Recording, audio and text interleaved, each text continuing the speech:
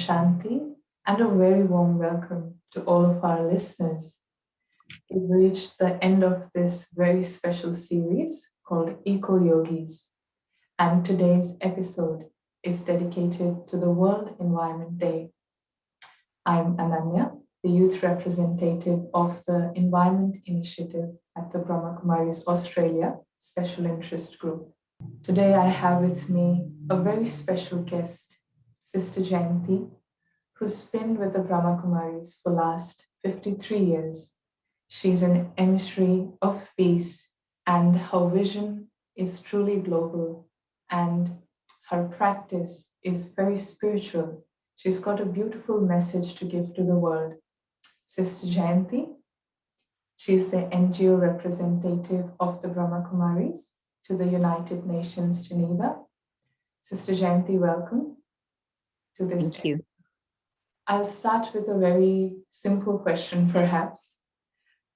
Meditation or spirituality is a term that attracts a lot of people today in the world, where we see it is almost necessary. But 53 years ago, what was it that attracted you? What was it that made you take up this practice at such a young age? I had many choices in front of me, and I realized that I lacked the wisdom with which to be able to make the right choice, one that I'd be able to live with in the future for the rest of my life, because that's the age when you're deciding not just about career, but about family, your future life and how it's going to unfold.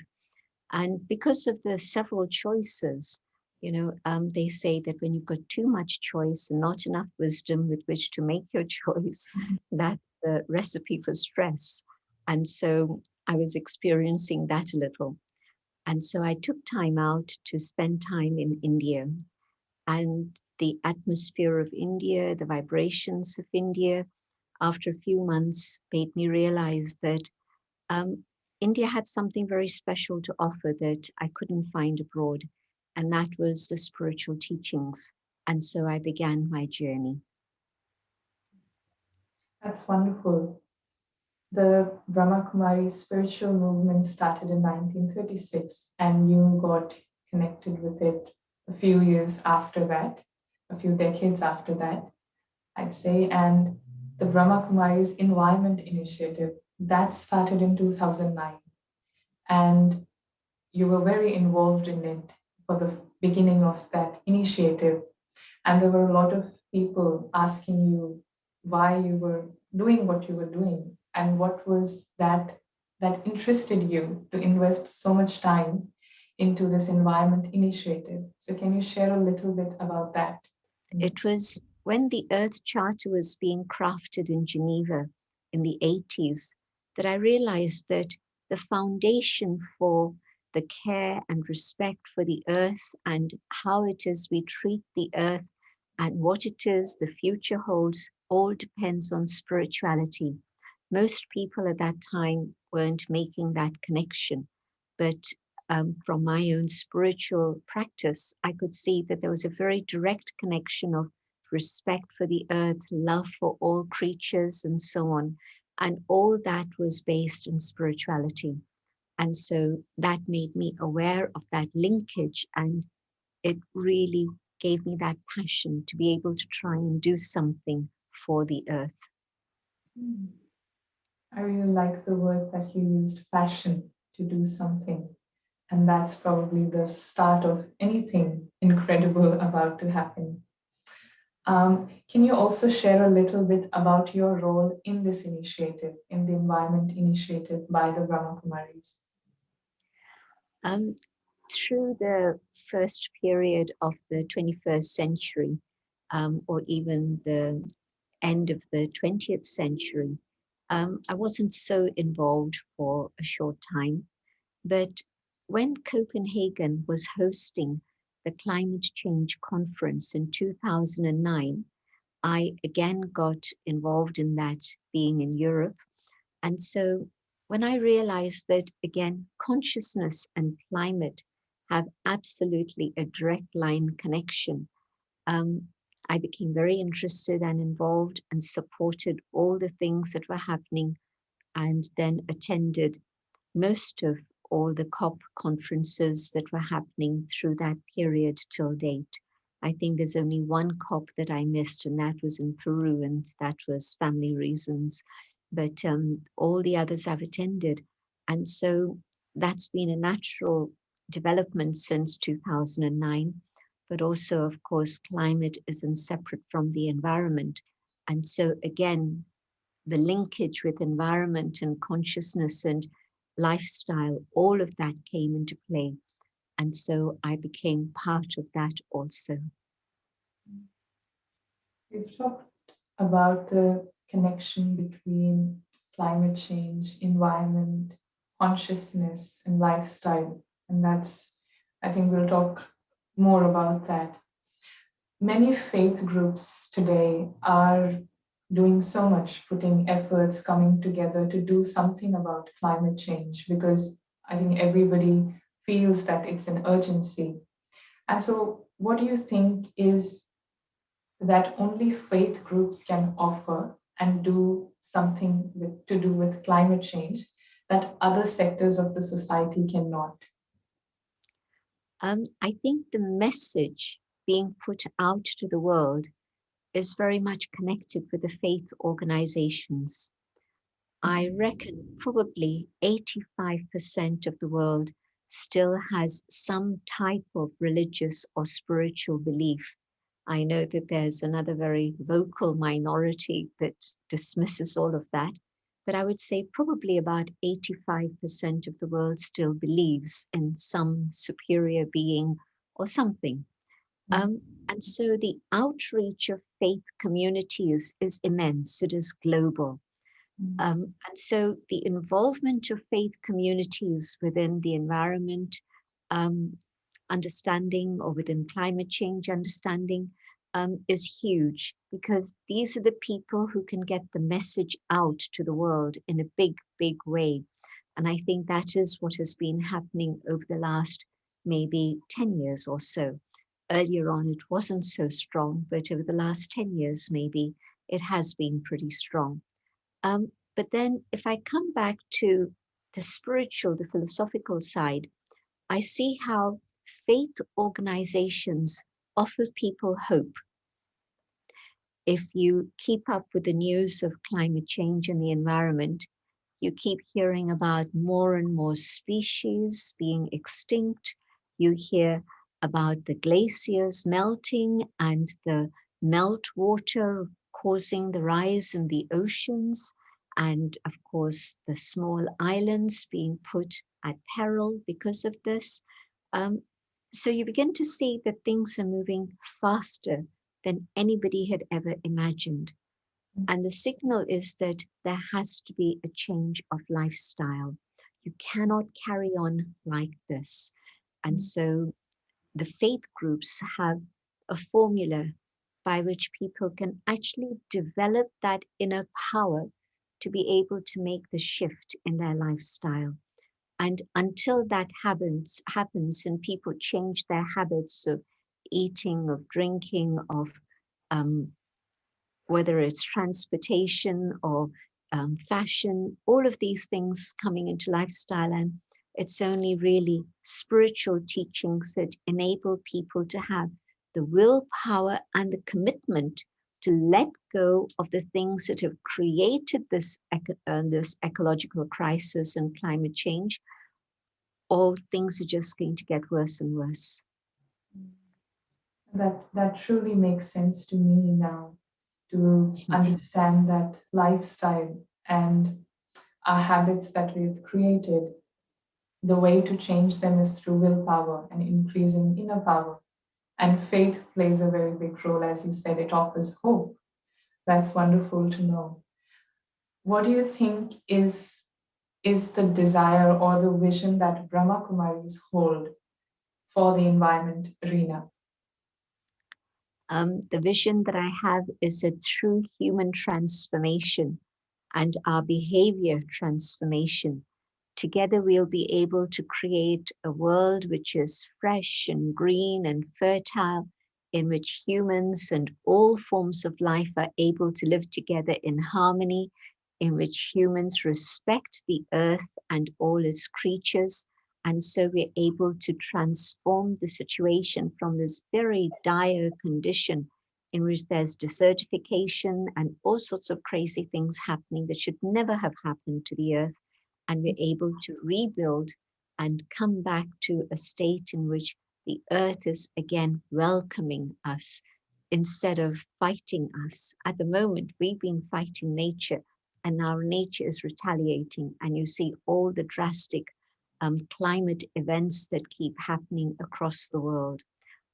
Time for change, but the change has to be in me. And then together, collectively, we can create a better world. This is really, truly a time for change. And it's lovely to hear what you have to share. And I believe that you've been part of so many conferences, so many interviews and discussions on climate change and the environment and creating a better future. There's one interview, specific interview that you had with Jem Bendel, where he talks about the need of deep adaptation. And as you said, changing lifestyle, changing habits, because we can talk a lot, but it has to come in action. Where do you see the position of Brahma Kumaris in making the future better, making the environment better, and globally creating an impact? The basic concept of spirituality is to be able to know the self, know the creator, and know my relationship with others and earth also. And so, first step, spirituality is explaining to me how to maintain my own inner state of self esteem and dignity. And when I learn to do this, then I'm able to give dignity to others, respect other human beings and their way of life, and is the foundation for having peace in the world. And when there's peace in the world and we learn to collaborate together, cooperate together, then we're going to be able to pull our resources together so that we are not fighting other species, but we're able to learn to live in harmony with all the species of the earth. And then, because I have learned about self esteem and respecting myself, I can extend that out to other creatures. So I'm not killing them for the sake of food, but rather I'm working with them in harmony. But also, I respect the earth and the laws of nature. And so I'm able to follow the system of nature and come back into harmony with nature. And so the Brahma Kumaris are actually offering a solution that can bring about transformation in the way in which we treat the earth and restore the earth to its original state of well being. The earth is now depleted. It has no energy, it has no strength left within it. And all the elements is like a struggle every day for survival for many, many people. And of course, when nature gets angry, then you see the tornadoes and the hurricanes, which come now at a faster pace than they ever did before. And so it feels as if nature is fighting us. But now, as I learn to respect nature and walk lightly on the earth so that my carbon footprint is much, much, much reduced because of the change of lifestyle, then yes, earth will also cooperate with us. And of course, we also believe in the divine, the supreme being. And so the power that we get to be able to bring about this transformation happens through the power of meditation. Because in meditation, I'm connecting with the divine, drawing that power within myself so that if today I don't buy any more shoes, I don't buy any more new clothes, it's okay. I'm not going to miss a thing. But it's consumerism and materialism that has destroyed our home. No other species destroys its own nest, but our consumerism and greed and materialism has made us blind to the fact that We're taking from the earth and giving nothing back at all. But spirituality teaches me, be content, be simple, reduce your needs, reduce your desires and your wants, and now start serving the earth by sending out vibrations of God's light and love to the whole planet. As you were talking about meditation, it seemed very simple, doable. The way you mentioned about taking the power from the divine being and radiating it out. And I think we'll talk about that a little later. Also, this last 1 year has been, we know what's happening in the world due to COVID-19 pandemic. Do you think in any way this is a signal for the humanity to change the way we are living? And if yes, what sort of changes do you think one should be making? Because what are the lessons that we should learn out of it? And also, just to add, what's your special learning from all that happened in the last year? I do see it as a very, very big lesson for humanity to slow down, because the fast pace of life that we've been living has been such that we've been destroying the world around us. And also, because of population growth, we've been encroaching into the wild natural habitats, which actually belong to other creatures. But we've overstepped our limits and we've gone into all those habitats. And so that line, that distinction between the habitat for wildlife and habitat for human beings has become blurred. We've crossed that line. Also, our eating habits. Now, nobody's quite sure how COVID-19 jumped from animal species to the human species, but the crossover seems to be A, the habitat, but B, eating the animals. And so I know it sounds a bit strong, but I personally believe that COVID-19 has come to teach us a huge, huge lesson that we have to respect nature, the creatures that live in nature, and also simplify our life. I know that they were saying flights. The very rich in the world today are the ones who are going on 60% of the world's flights. And so the rest of the human population, so you're talking about 5%, 7% of the world, but the rest of the world's population is actually only having 40% of the world's flights. And flights are the biggest carbon emitters, huge amount of carbon. And so I think that last year, travel coming to almost a standstill allowed nature to revive to a certain extent. I know that when I was in India last April, people were saying that even after about a month of lockdown, that they could see the Himalayas and the snow-topped mountains from 250 kilometers away. And they hadn't been able to see the mountains for the last 30 years. So 30 years of smog. And what was the air like? But also you saw these amazing videos of creatures coming back into the cities and taking over the city centers. I know it's been a huge economic downfall for many, many, so I'm not glorifying it in any way, but it's just a big lesson for us that we really have to change our lifestyle and learn to be content with the food that's grown locally rather than food that gets imported into our countries from across the oceans. We have to learn to keep our lifestyle that is in harmony with other creatures of the world and also nature itself.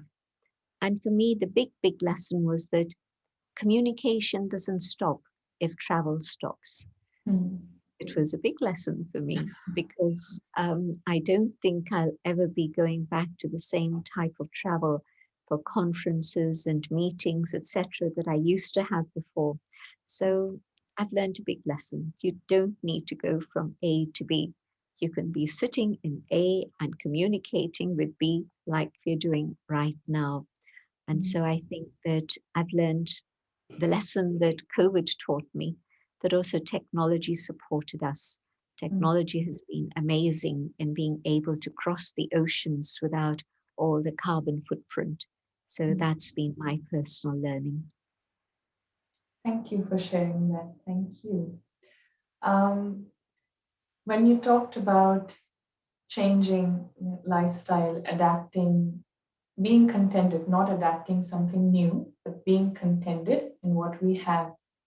I think for many of the listeners, we have many people say, I agree to that. I agree that vegetarian diet is good, and I agree that this is good and this is that. But we realize that we don't have the power to do that.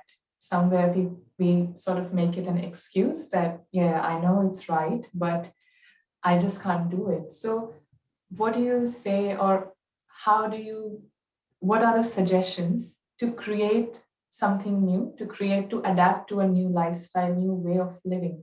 What are some of the steps that one can take when I know I want to do this, I'm not able to do this, and I know I am the cause? So, what do I do in that situation?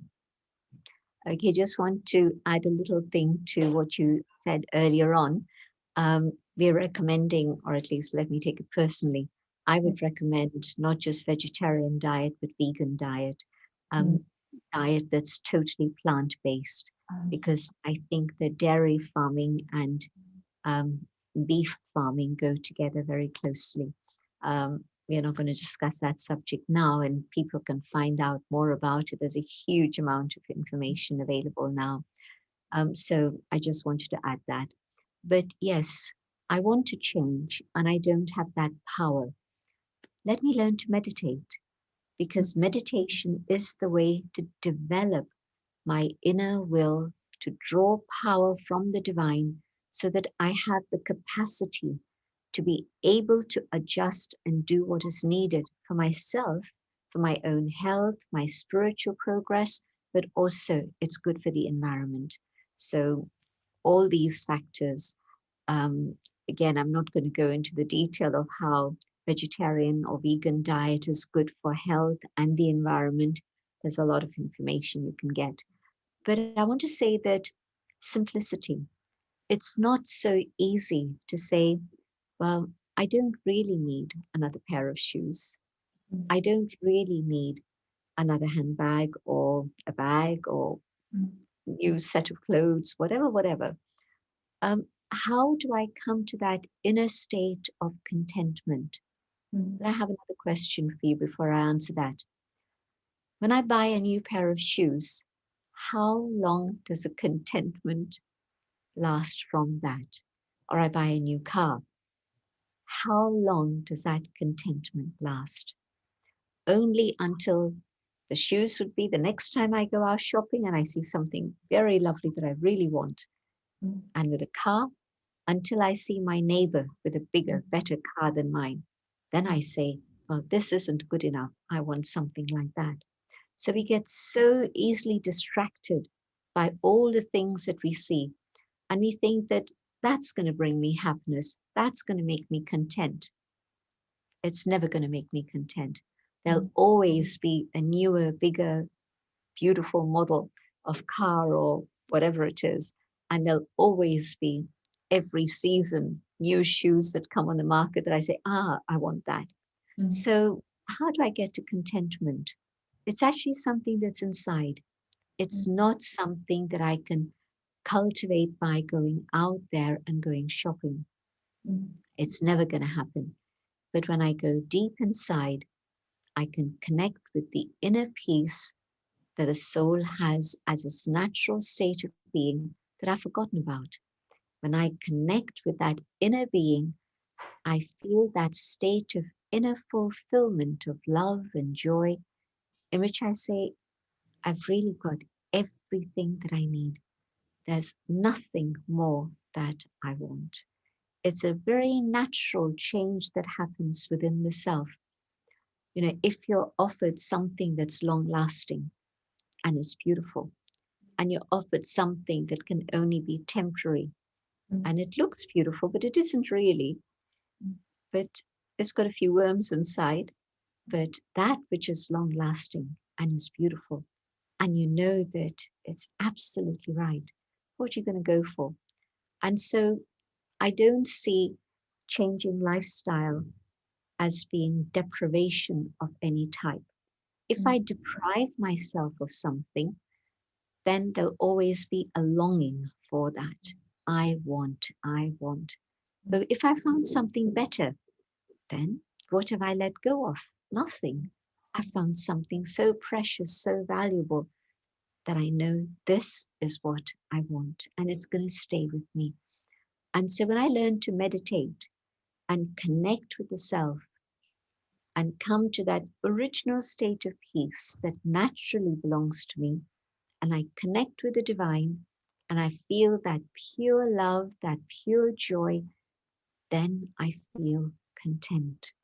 And I'm even able to draw power from the Almighty. So that it's not just a passive state of contentment. Sometimes people think that that's being passive. No, it's an inner joy. That I can feel the power of love, the power of compassion, the power of purity growing within myself. And I know this is what I can share with my friends, my siblings, my family, my relatives, because I know that is what they want also. They don't just want to go shopping. Why they think they want to go shopping is because they think it's going to bring them happiness, but it doesn't. And so when they come back to this awareness and they see my lifestyle, and they see my lifestyle totally simple, then they say, well, how come you're so happy? What is it that makes you so absolutely solid and peaceful? And so when they see that, and I can explain to them how I arrived at this condition, you can see how the word can spread. And then it's no longer a small minority thinking this way. When it becomes critical mass, and at that moment of critical mass, those ideas reach the majority. And everybody will say, yes, this is the way we need to go. It is really, these are some really precious and real sharings. The way you've talked about, I want, and sometimes people do think, looking at someone who meditates, what are they leaving behind? So our vision becomes of seeing towards what they lack. They're not going shopping, they're not going movies, but we really don't see what they are gaining. And that's what contentment is. And as you shared, meditation really changes our vision. And at this time, anywhere we are in, any part of the world we are in, Brahma Kumaris has been offering online meditation courses. We're teaching people to meditate online. And as you said, that was the biggest learning. We don't have to go anywhere, we don't have to travel with technology. So I really hope that our listeners can connect to the Brahma Kumari centers. You can just give them a call and find out if there's something happening online. You can even learn meditation. Also, sister, with this Brahma Kumari's Environment Initiative, I see that it's such a beautiful thing that we're all practicing and doing with a vision for the world. Where do you see this initiative going in the next 10 years? Where do you see what's going to happen? If I think about 2009 and how so few people understood the connection of consciousness and climate or consciousness and environment, well, let me explain. A few years ago, the climate change conference happened in Bonn, in the capital of Germany. And at that point, what happened was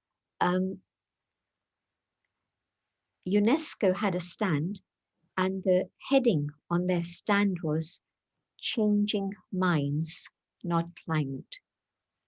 And so I really felt as if the message had got across to people who are decision makers. Earlier, they wouldn't have had a stand like that. But now, after we've been putting forward that message of consciousness, consciousness, consciousness, they had the stand, changing minds, not climate. And so when hearts and minds can change, the world can change very easily, very naturally. And so I see how the Eco Initiative has begun in a small way, as all seeds begin, but it reached out firstly to our own community, the Brahma Kumaris. And so as that message of the ecosystem and what we can do to support it and help it and change it in a better way, as that message has reached across to the Brahma Kumari centers in 120 countries, can you imagine all these places where we have centers? And I haven't mentioned the number of cities, but like in Australia, you have centers in so many cities, and in some centers you have more, in some cities you have more than one place. So think about the change that's been happening quietly, and people have been changing not just their lifestyle and moving away from consumerism, but also they're changing in terms of transportation.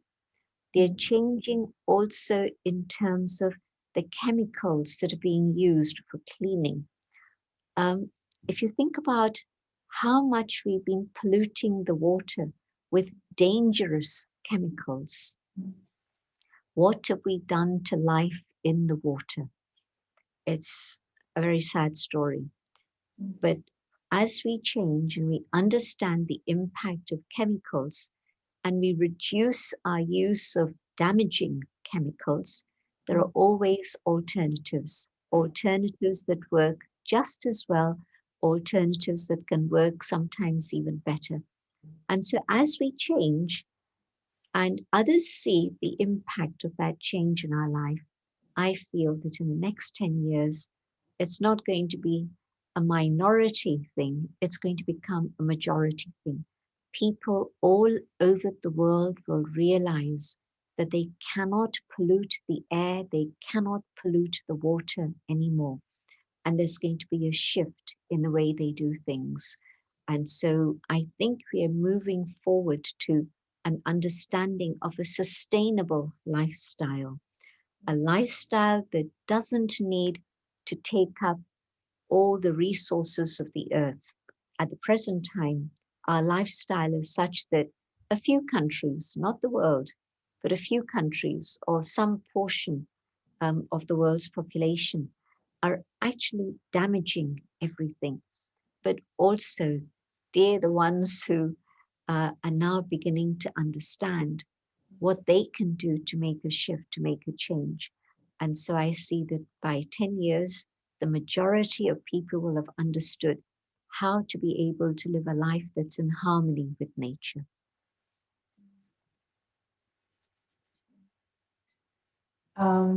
In this series of interviews, we've asked all our speakers to give us a little challenge or an activity to all of our viewers that we can practice specifically to heal the nature. And as you said, come in harmony with the nature, feel connected. And as we're leading up to the World Environment Day, is there any activity that you might suggest to all our viewers? I would say, think about one change you can make in your life. Maybe it's a change in your diet. Maybe it's a change in your buying habits. Maybe it's a change in the chemicals you use for cleaning your home. Maybe it's a change in the transportation you use. But try making one change. That's it. Don't think about a dozen things. Try making one change and see if you feel better for it. Because when my conscience is aligned with my activity, I feel at peace with myself. And so my conscience is telling me I need to do something. And if I'm ignoring it in my life, there's a restlessness inside. And so just change one thing. Decide what it is that's easy for you and follow it through in your life. And you'll see that you feel better. But the more statistics you get into and understand the impact of even the change of one thing, you'll be very, very pleased to know that you've had a positive impact on nature and the world around you rather than a damaging impact. That's wonderful, and it's a homework that I would personally definitely do, to take up only one thing, and that sounds doable. Thank you for that. It has been an extremely rich sharing, and I think many would agree to that. It has been very practical in the steps we could take, a changing or at least reflecting on the way I'm living my life, what's my lifestyle. Second, taking up meditation. On that note, sister, can you lead us for a few minutes of meditation? Because I know you love creating meditations, and we've been listening to some amazing meditations that you've had for the environment, for the world. So it would be really our fortune. Surely. I'm going to speak out my own thoughts and invite you to follow these ideas. And you don't have to do anything, but just follow those ideas with your mind. And I would even suggest that you keep your eyes open and you focus on that point of light that you see on the image in front of you. And this is because the form of the soul is a point of light, and the form of the divine is also a point of light. And the reason for keeping eyes open is so that you can continue with this higher consciousness as you walk down the street, as you drive your car, as you do the things you need to do in the kitchen, whatever it is you're doing that doesn't need the input of your intellect in a very specific way. Just let the mind connect with the divine, connect with the inner being, and send peace to the world as you walk along, as you drive along, whatever it is you're doing. Sitting quietly, reflecting on the things I've heard, I ask myself the first question that opens up the door of spirituality, and that is, who am I? Philosophers have written about it for millennia. Devotees have been searching for answers to this question. And now I understand. I am that living being, the conscient energy in the center of the forehead.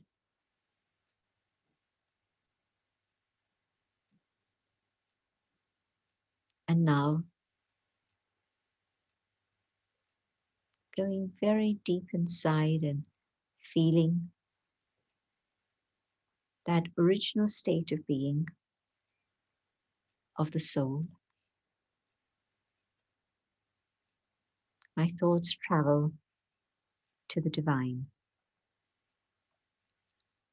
the source of peace, of love, of truth, the source of purity.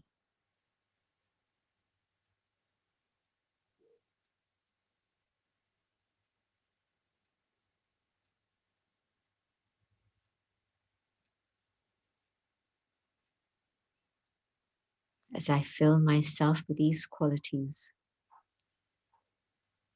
I realize that they're not only for me,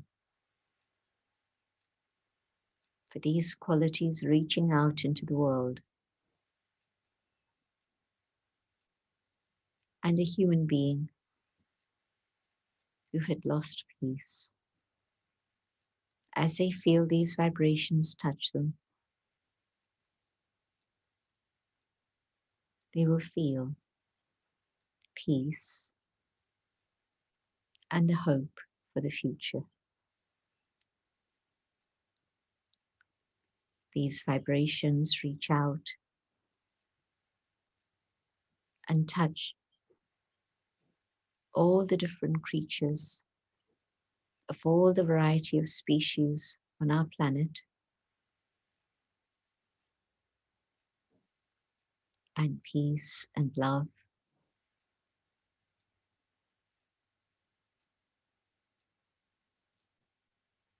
comforts them. They feel safe.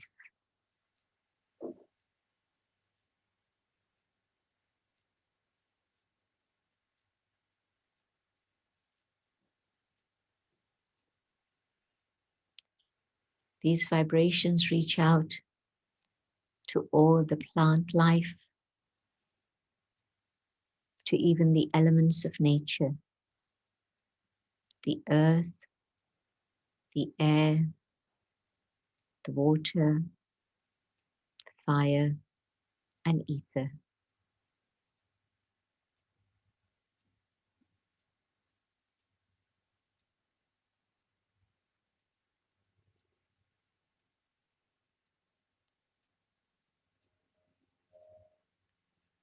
And nature is reborn with God's love. Nature returns to a state of peace and harmony.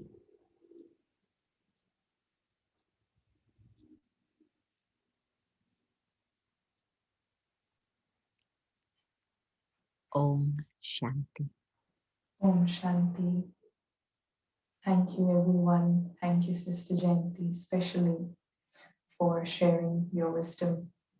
Thank you to all our viewers and listeners. And most importantly, if we really start applying the practices that Sister shared, we are helping the nature to heal. Thank you so much. Om Shanti. See you soon. Thank you for your questions, and thank you to all the viewers. Om Shanti.